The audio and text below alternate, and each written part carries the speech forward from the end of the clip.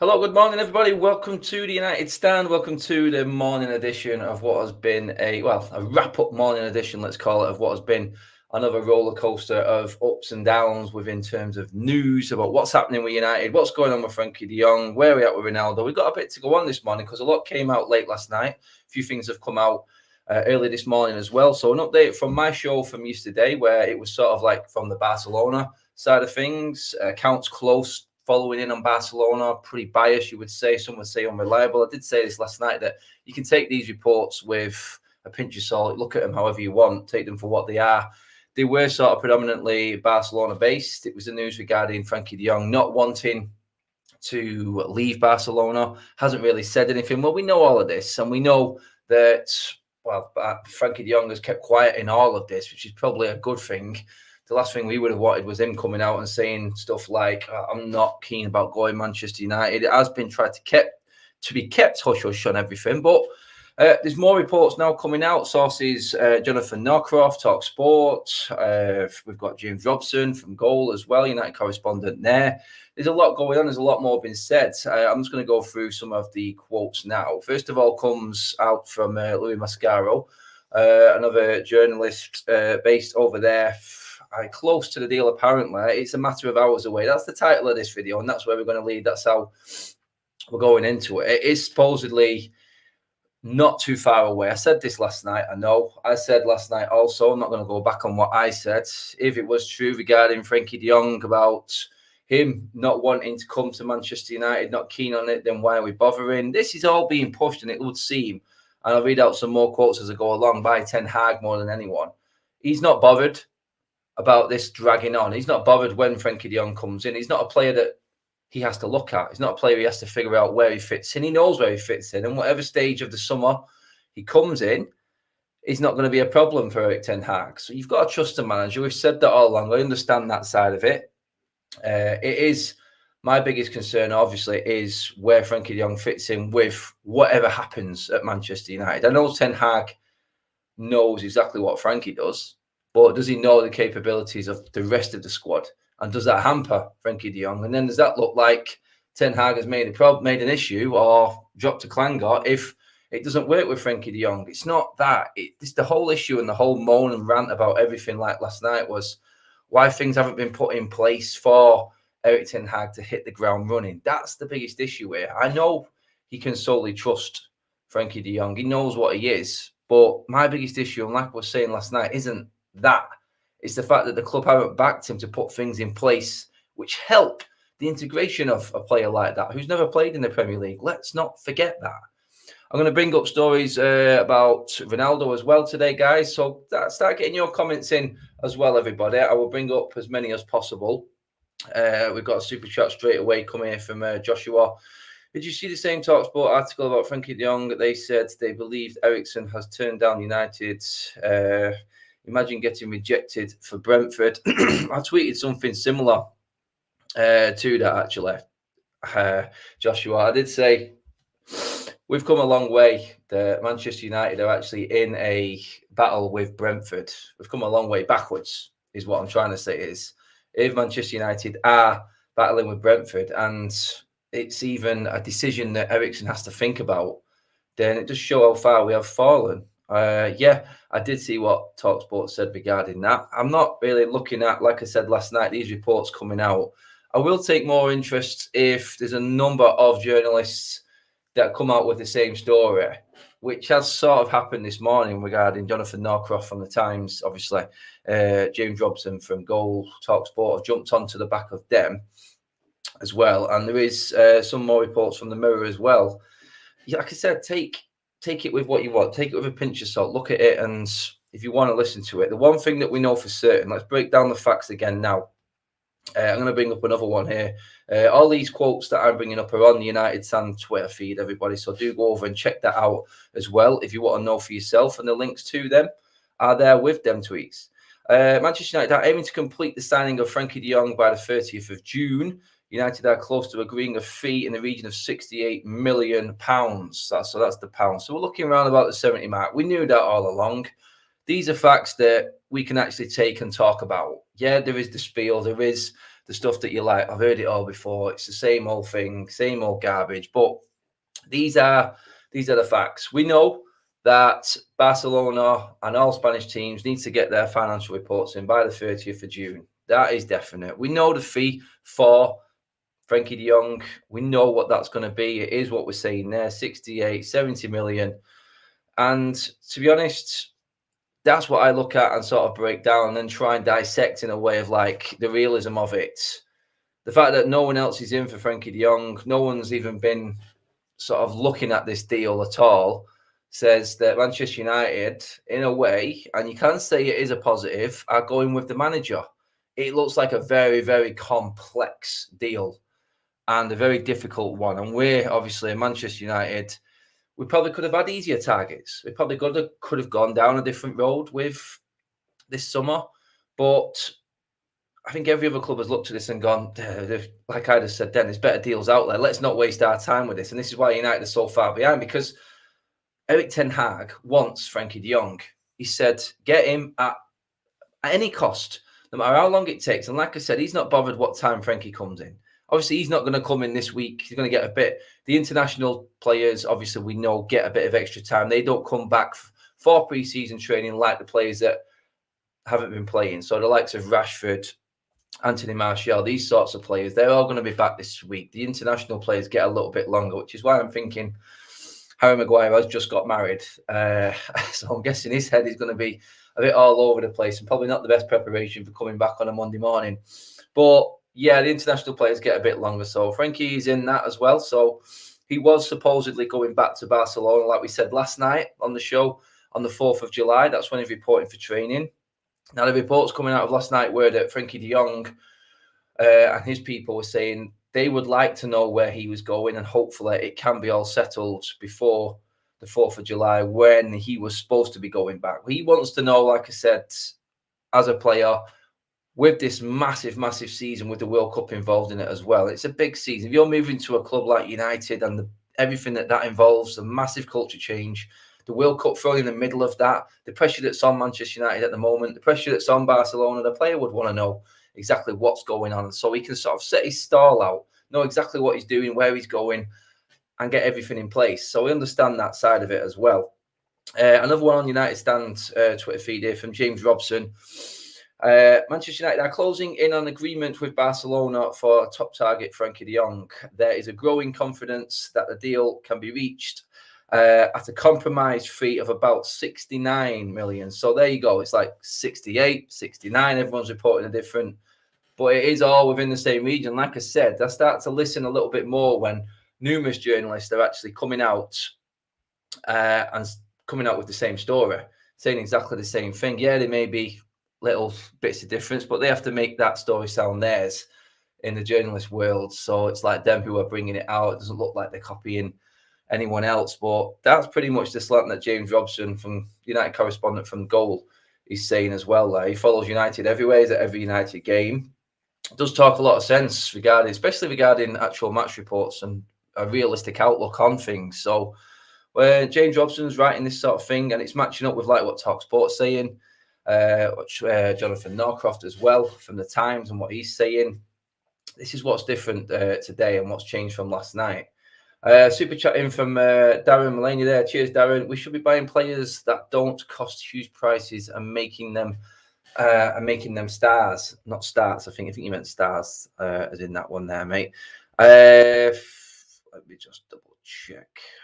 Anyone else? That's it for now on the super chats. Cheers, guys. But yeah, I understand what you're saying there, Darren, mate. I do believe that is the case. And to be honest, it's just with Ten Hag, I think, with Frankie de Jong. I don't think United would have been going down this road if we still had a different manager in place. I think we would have been looking at bargain basements. So this isn't me backing the club up here or going back on what I said yesterday. When you break it down, you hear all the stories, all the reports coming in. You look at it and you go, why are we doing this? And you can only hope that Manchester United are backing the manager on this. You can only hope that it's taken this long because of the complexity of this deal, which it is. Barcelona's predicament financially has had a massive, massive say on how this deal has gone down and how long it has taken. So you've got to look at it on that side of it and go, right, okay, we would only be in if our manager really wanted this player, and he does. He looks like he is going to be pivotal to the plan of Erik ten Hag. He's made that clear. So it does now look like, I'm going to be honest, guys, if this deal isn't done by the end of this week, I will be surprised, going off what everyone is saying. It's the deadline for Spanish teams to bring in their financial reports, like we said. And you've got to look at it as a point of like, the following week then is pre-season officially for every single player.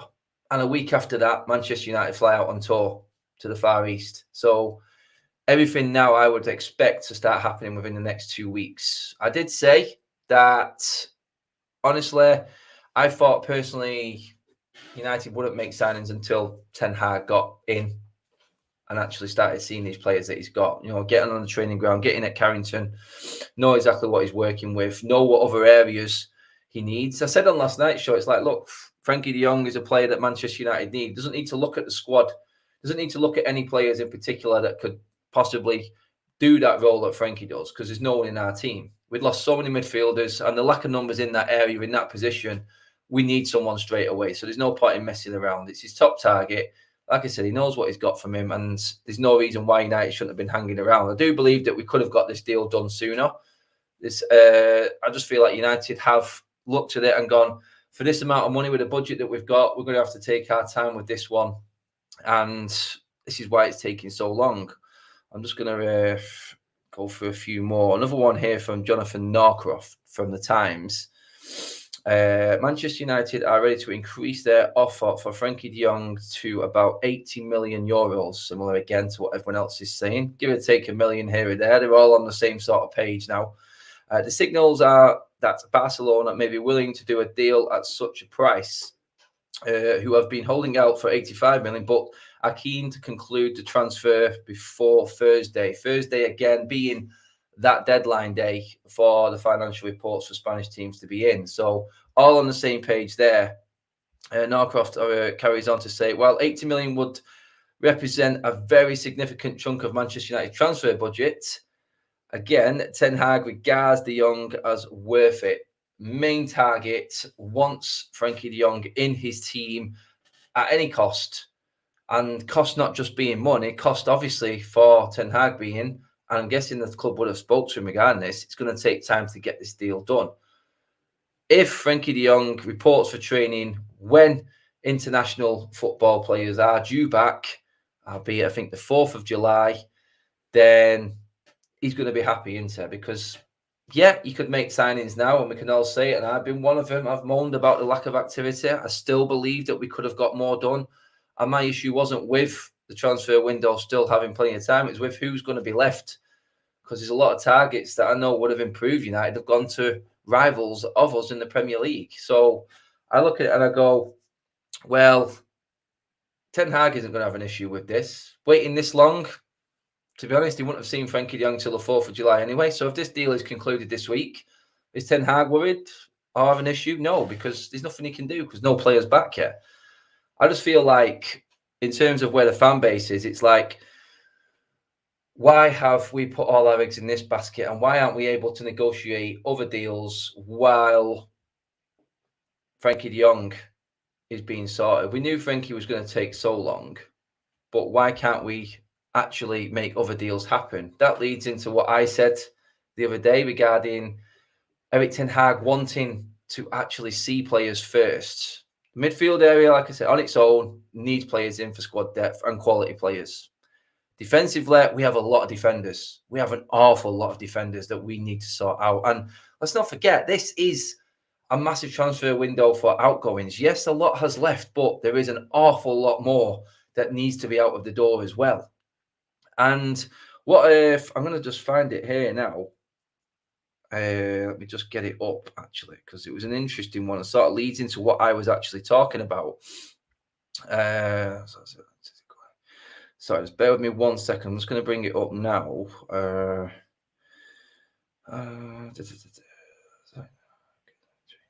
Yeah, so what it's saying is basically deals like this, the Frankie de Jong one, haven't really stopped Manchester United from doing other deals. What I'm saying is the deals that they want to do are still there. And once Frankie de Jong is done, it will lead into the same time, like I said, training starting. And then apparently, now I think it was Jonathan Northcross who said this as well. There is going to be a floodgate opening once Frankie de Jong is done. Now, you can, sounds great, doesn't it? Sounds like, oh, that's it. That's exactly what we want to see. I would be happy if Manchester United were going on tour with 2 or 3 players, 2 or 3 new players. That would have been my sort of minimum of where I would say I'm comfortable with for the summer so far. Let's not forget, Ten Hag is going to see these players in training. He needs to understand what they're about, but he isn't going to figure out that mental side of things until he himself has gone through a Premier League game, seeing exactly how these players deal with the pressure of playing for Manchester United under the microscope in the Premier League. It's new to him as well. So there is an element, and I do understand that there is an element that Ten Hag is going to have to see these players actually in proper competitive action. This is why I think we've squeezed in an extra 2 games on the tour. So obviously we've got the 4 games in the Far East. Then we've got the 2 games when we get back, one in Norway against Atletico Madrid, and then one back at Old Trafford against Rayo Vallecano. As many games as possible.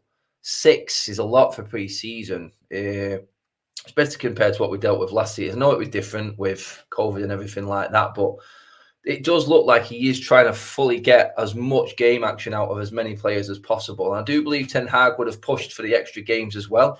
Yeah, you could say they're money spinners, but going to Norway and then coming back to Old Trafford within 2 days, within a day, actually, game after game, it looks like there is going to be 2 teams played. So we're going to see one team in Norway, and then the day after, we're going to see another team in Manchester at Old Trafford. I'm guessing the better team, well, you could say, I mean, the better team that we're playing against is Atletico. I don't think we'll see the better Manchester United team in that game. I feel like Ten Hag's first game at Old Trafford, I think we'll see the better team at Old Trafford against Vallecano. That's what I think we're going to see. And that's where I think Erik Ten Hag is going down. I think he wants as many games as possible. If we went into pre-season, like I said, then with what, 2 or 3 players in, that would have been my bare minimum. People are saying now, obviously, after it's been so long, some people are not even saying it's been long. The window's officially only been open about a month. It's just that you know that deals can be made, and United are never in that sort of category of teams or clubs that actually get them players across, get the deals done over the line, deals in principle and all of that. Something that Manchester United never really have been a club that has done that, where City, Liverpool have done that. They've got the deals done and everything in place before anything else happens. Super chat here from Dazo. I wanted Erik Ten Hag, but this is why we should have got a manager in January. So he had 6 months to plan. Glazers love the word future. I understand that. I do. And that's what everyone in mainstream media was also saying. By the best in class, why are Manchester United putting interims in for interims? Why didn't we just go out and get a manager? Then he would have seen exactly what he needed, what we needed going into the summer. I thought that was going to be Ralph Rangnick's job, but the club, and this is why the bitter taste within the fan base, and what really riled me over anything this summer was the fact that Ralph Rangnick was let go. That's what really, really riled me. The first time that we had a manager that's come out and said exactly what is needed has been let go instantly at the first opportunity, just to not upset the apple cart. Then we had Arnold all of a sudden, out of the blue, going meeting fans in a pub as well. It's like everyone's covering their own back. And this is why the fan base went on the negative slant. Signings and transfers now from this point on will obviously fill the fan base with more confidence. I think the fact that there's been the absence of anything coming out of the club, obviously pre-season is pre-season. Everyone goes away. You don't hear anything from anyone significant. You just see snippets, videos, clips, reports from the media, and it starts to build up and get really annoying. But when you break it down, when we do get into pre-season time, there's going to be interviews with Ten Hag. It will start to fill the United fans' heads with a bit more confidence. I've got another one here on United Stand, which has just been put up on the Twitter account from from the Mirror from Simon Mullock. I saw us close to Eric Ten Hag. Ten Hag, it's all about training the brain. It's my wavelength beyond. If you watch all my fan vlogs and everything like that, I'm a big advocate. You can forget your systems and stuff. It starts with the brain. It starts with the mentality. If you haven't got the capabilities up there to deal with what the manager's telling you to do down here, it doesn't matter. You just haven't got it. You need to have it upstairs. Something Ronaldo has got. And thankfully, I'm going to be talking on a more positive slant on Ronaldo very shortly as well. But going back into this one, it's all about training the brain. MUFC's players will do plenty of running, but they will run with the ball rather than just being asked to sprint up and down sand dunes. I love that one. That's like my favorite quote from everything that's come out this morning. There's actually a method to the training. He's actually running with the ball. So not bringing Rashford into this or any slant at all. I've backed Rashford before. Everyone knows how I feel about Marcus Rashford. I went against all you guys in the show we did recently on Marcus Rashford regarding he should stay at the football club. But Marcus Rashford running up and down steps isn't really going to matter. Fitness is fitness. Every player should be able to get fit. And now looking at this, Ten Hag is going to make the players do things that they've never done before. They're going to run with the ball instead of just running. They have to think as well as just not going into that comfy mindset of just feeling like they're doing the right thing. They're going to have to constantly think. I want them players coming off the training ground with a headache. I remember, bringing me into this isn't a point at all, but I remember my hardest games and the biggest games that I played when I was younger as a centre-back used to always come off the pitch with a headache because you're thinking about so much and you're trying to concentrate so much on everything that's going on. I always came off with a headache. Yeah, I probably headed the ball way too many times as well, but I always had on them bigger games when you had to think more and do more, and this is what it's going to be with United, especially this season, dealing with this new system coming in and what Ten Hag wants. They're going to have to do so much more. There are other reports here from Simon Mullock. He's pulled out some crackers today. Eric Ten Hag has ordered MUFC ground staff at Carrington to trim the grass 50 millimeters so they can get used to his demands of slick passing for pre-season starting from Monday. Interesting. 15 millimeters of grass taken off the turf, taken off at Carrington. Darren Mulaney with a super chat. Cheers, mate. Can you see us getting a defensive midfielder and the centre-back? Interesting, because I'm going to go through a few players that I think that are still available. I've gone on and people say, oh, negative Adam, talking this and that. I just felt like there was a lot of players going and there weren't a lot left. But looking into it, there are still some players there. And I think where Manchester United can really take advantage of it. I'm going to get into them as well and get your feedback on them as well, guys. We lost the signing to Brentford, worst summer. If we lost the signing to Brentford, it would be the worst summer. Eriksen coming in, he's a player with a mindset I think would suit Eric Ten Hag. I really do. There is another quote in here on Manchester on the United stand page as well. Playing with Frankie de Jong would be would represent an attraction for Christian Eriksen to join. That's Jonathan Northcroft again.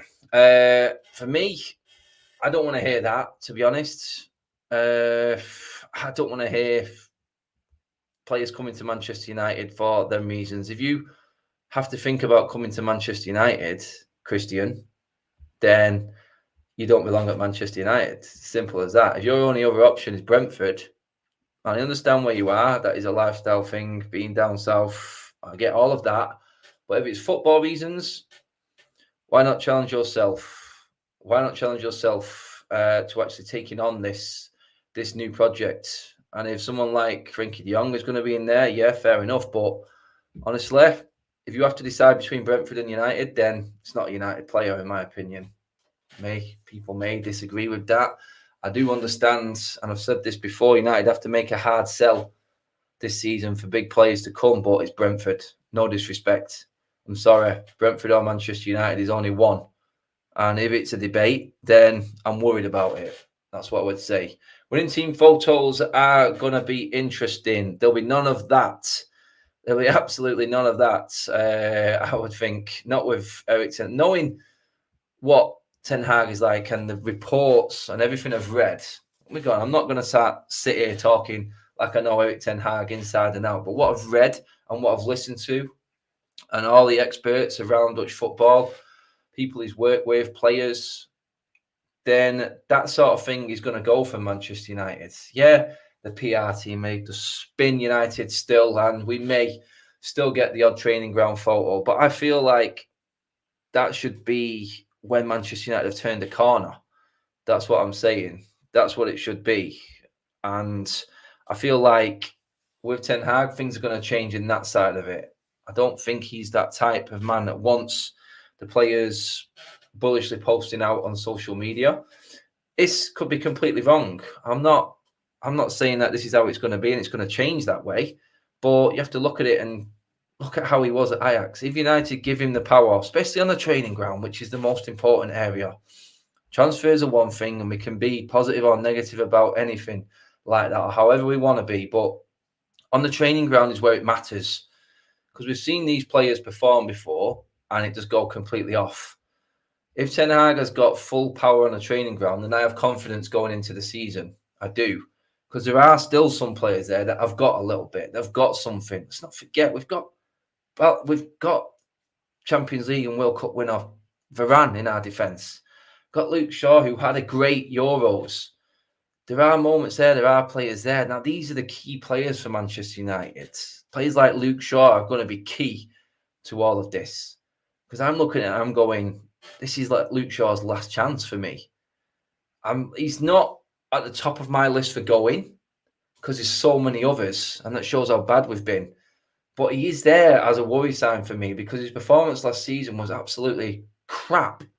Bruno Fernandes is another one. Everyone knows what I think about Bruno Fernandes and what he's done before. I do believe he's got qualities that Ten Hag can enhance, but another massive season for him. Varane, Shaw, Bruno, we know these players have performed and have got something. Now you've got players like Fernandes coming through from the under 23s for left back who can challenge Shaw. Right back is where I'm going to go towards the end of the show now with my possible transfers. It's like Mukele from RB Leipzig and Lema from Leipzig. Them two, I would say, gettable within United's budget and can be done now, I think. None of them are astronomical money. I think Lema is coming in around about between 25, 35 million sort of bracket. Then you're looking at Mukele. I mean, it's a no-brainer. Last year of his deal. If we're looking at a right back who can integrate into centre back as well at times, he has done that and has played there. Players like that, I think, is what the United fan base were thinking it was going to be like. And they're like, oh, it's the same old United chasing after Frankie de Jong, the high marquee signing. And I remember still now getting slaughtered on here for saying that Frankie de Jong wasn't a marquee signing. For me, it's just the price tag. Marquee signings for me are Ronaldo's, Neymar's, Messi's, players like this, Mbappe's. That's marquee. That is the best of the best. A Benzema, someone like that who you know and record stands out above anything. Price tags make people think that we're making marquee signings. Harry Maguire's not marquee. I remember Xhaka at 50 million is not marquee. These are just premium Manchester United tax players that we've been absolutely slaughtered for. Whether it be because they're English and the Premier League experienced players and you pay more, or is it just Manchester United and people knowing?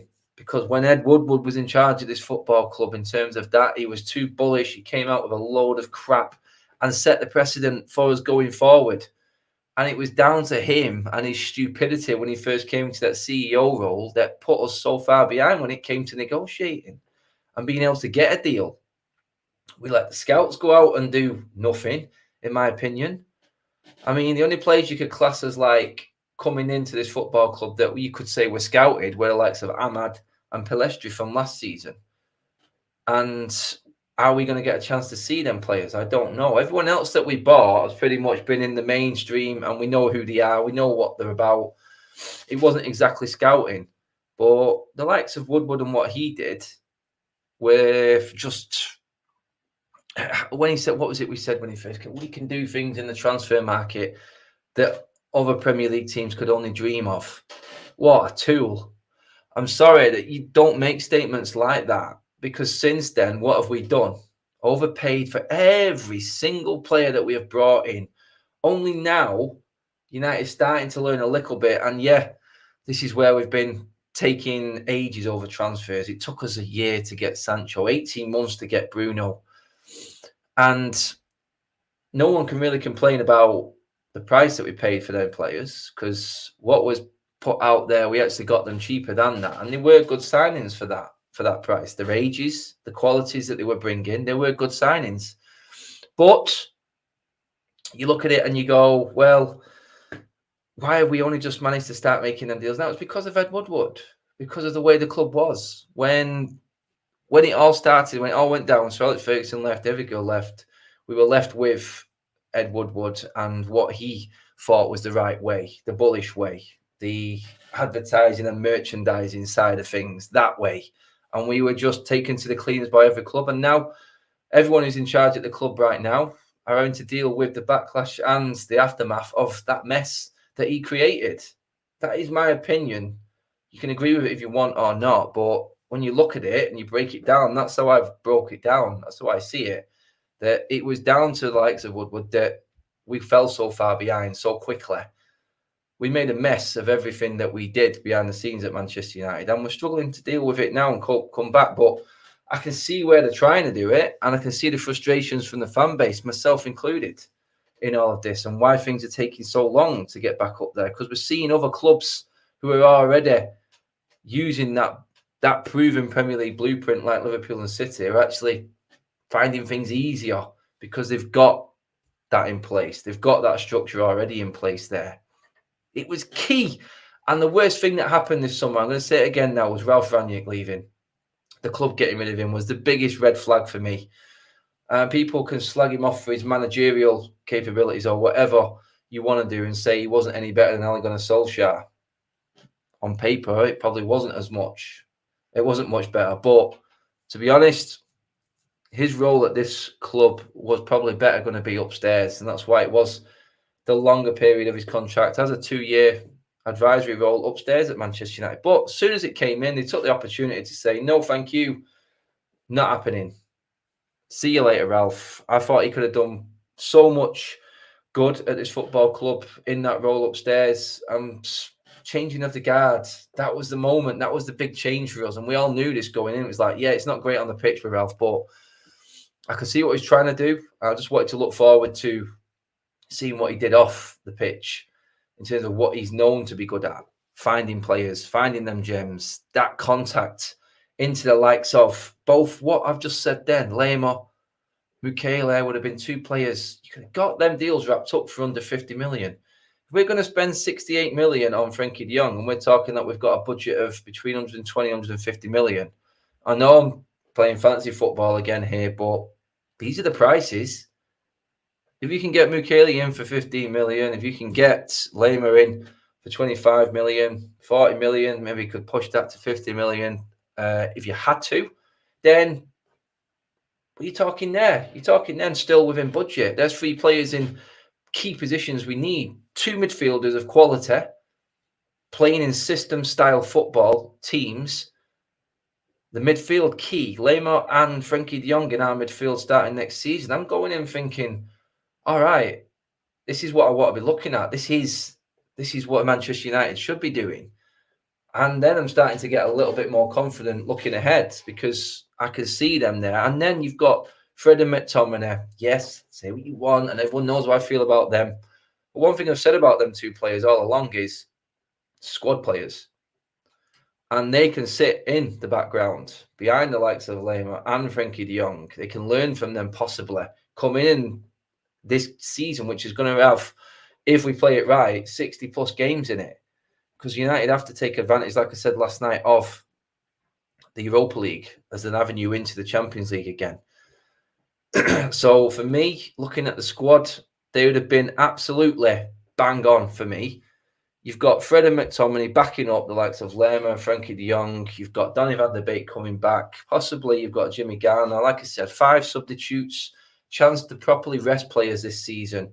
A manager that's going to use the sub well, know when to bring players on and off. There you go. For me, there is still a chance this summer. I'm gonna go on the positive route. This video. Everyone came in on me last night like, oh, Adam, talking about it's absolute garbage. You're being too negative. We've still got time. I understand all of that. My slant on Ronaldo from last night, which people didn't like either, regarding the club literally ruining the end of his career, isn't going to change either. Everyone's got their own opinion. That's mine on that. Ronaldo is not going to Chelsea, by the way. That have been completely quashed this morning. The reports are out. I knew they would last night. I said that much. So Ronaldo, again, key to this season. If he's going to go out at Manchester United, then maybe he's going out as the leader of a new era at Manchester United. That's what it could be. A pivotal season for Manchester United right now. If Ronaldo goes out as part of the change, as the season when everything was turned around by Ten Hag, well, not completely turned around, started to turn around. Don't misquote me on that one. I know there's a long road ahead and there's a lot to do, but Ronaldo staying is massive. Sorry, it was Simon Mullock again with this one. Mr. Ronaldo is not for sale. We want and fully expect him to be with us next season. That's come from Manchester United. Of course, Manchester United are in no position to let Cristiano Ronaldo go this season. You would have thought they'd have bent over backwards to try and get signings in to prove to Ronaldo that the club wants to move forward. I said last night, the amount of players that are leaving, the club has to act. And yesterday, it probably was a bit more on the negative slant, but I did say in that video last night that it was based around Barcelona side of things. And they probably don't want Frankie de Jong to go. They probably want to keep their best players moving forward for Xavi. But this is where we're at now. The reality the next day is Barcelona look like they cannot afford to keep Frankie de Jong. And as them accounts brought up, this Frankie de Jong doesn't want to leave Barcelona for Manchester United. Is that elaborated more? Well, it's like I said last night. Take it how you want to take it. If you want to take it seriously, yeah, it does sound negative. Or you want to look at it a bit deeper, because everything changes in a day within the transfer market. Pre-season is a nightmare for all United fans. It really is. But let's start the day on a positive. Ronaldo's not leaving. We're going to get the players back into pre-season, or some of them this week now. We're going to start hearing from Ten Hag more. We're going to start hearing from people we want to hear from. And we can look forward in a positive mindset going, right, okay, if we get Frankie over the line and get this done within this next week, and then we start to look at other signings like that, it's like, yeah, there may be other options there and other players that he wants. And like I said, my issue was with worrying about actual players that are going to be available. Who is left? We've missed so many players that would have improved this football team and are better than what we've got. We all know this. But there are still a few gems out there. And hopefully, if they're saying this, and like what Arnold said the other week, the money is there, then there is 3 players that Manchester United could have in their team before we go on tour to Malaysia and Australia. There is 3 players there. Obviously, Frankie. And my picks would be the Mukiele at right back and the Lema in midfield alongside Frankie de Jong. The forward is an issue. What can we do with that? Is there any players we can sell off to actually make a deal work for the likes of Antonet? It's going to be a big amount of money, that around 70 million.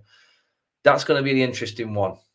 Let's at least get the defender in, the 2 midfielders in, go into the pre-season. Let's see what we can do. Can we make weight some players? Can we do deals? Can we get into overdrive now in terms of transfers and helping out Erik Ten Hag, not just with the Frankie de Jong signing? Don't forget, he's got to look at the likes of Laird, Mengi coming back from loan. He's got to look at Jimmy Garner coming back. Ahmad, does he play a part? Does he come in the Europa League? Can he be the one? You've got Martial and Rashford. There's a lot to deal with. And I'm just glad that the likes of Rashford and Martial are the ones that are having to come back early. It's a real... If they cannot take on board being in that group of players that has played no international football because they've been absolutely crap and they're having to come back early, then if they can't take that on board and realise, right, okay, the World Cup is this season and you're not going to fully knuckle down and concentrate solely on football, then I give up on them players completely. Surely now, you've got to put... If you put yourself in Rashford and Martial's minds right now and go, we have done good for this football club before. There is something there. Yeah, the debate is, are they world class? And that will always be a debate. They're probably not world class. They had the capabilities early doors, but they've shown traits and performances that completely wiped that out, in my opinion, and a lot of other United fans' opinions who talk to me. But if their mindsets are not thinking right now, right, this is it, this is the last season. It is your last season to prove it. It really is, because there's better players coming through. You know what I mean? I'd rather see Garnacho than Martial right now, or Rashford. I want to see Elanga ahead of Rashford and Martial. Surely Martial and Rashford should see that and go, I need to get myself back in here. And the fact that Rashford and Martial have not been picked for their international teams for so long speaks volumes. They should be coming back to pre-season, wanting to prove themselves and put even more in. I'm liking what I'm seeing from Rashford, but that's normal, standard for me. If you're not on pre-season and wanting to be fit and raring to go after such an absolute shocker of a season before, then you don't belong. So that's basic for me. I'm not seeing anything in Martial. I'm not bothered if he doesn't want to post videos out there. As long as he's getting himself ready and wants to prove the point. If he comes in and shows any sign of not wanting to be part of this club going forward or play or listen to Ten Hag, then out the door you go. Maybe we could use that money towards an Anthony sort of deal. Can we scrape 20 million together for him? Can we get another 20, 30 million together for Wan-Bissaka, Phil Jones, Eric Bailly? There's your money for an Anthony, having spent after what I did then with the likes of Lerma and Michele alongside Frankie de Jong at that price tag. It's doable.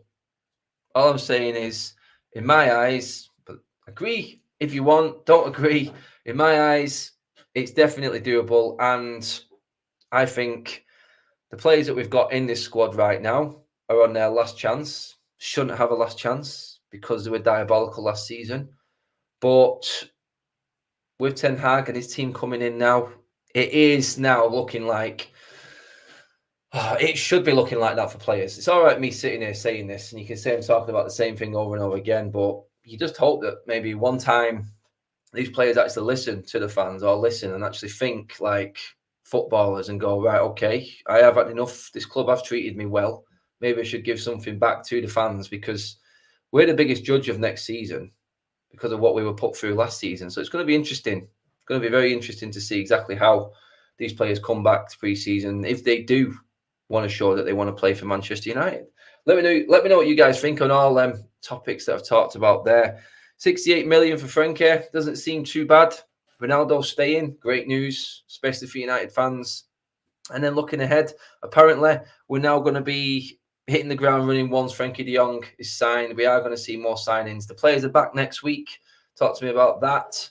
And obviously, again, I'm going to keep bringing this up. What players are going to be able to be revitalized by Ten Hag? Who do you want being given that chance? Do you think that any of them have got it in them? Guys, that is it for now. Cheers for watching, everybody. Do remember to hit the like button, subscribe to the United Stand. As always, it's going to be a busy week, I feel, this week. I have confidence in thinking I will be back later if anything else does break, but let's just say, let's take it from there and move forward.